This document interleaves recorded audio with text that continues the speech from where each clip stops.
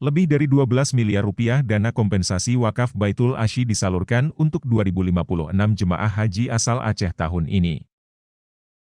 Setiap jemaah haji yang berasal dari Aceh mendapatkan uang sebesar Rp1.500, atau sekitar 6 juta rupiah.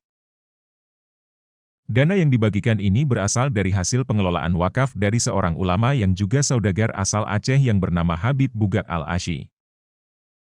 Habib Bugak Al-Asy, tepatnya 2 abad silam, membeli tanah di dekat Masjidil Haram.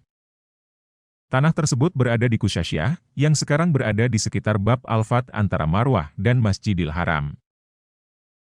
Dari wakaf tanah tersebut kini telah dibangun 3 hotel di kawasan Masjidil Haram serta tanah dan perumahan bagi warga keturunan Aceh di Arab Saudi. Dana hasil usaha itulah yang setiap tahunnya dibagikan bagi jamaah haji asal Aceh.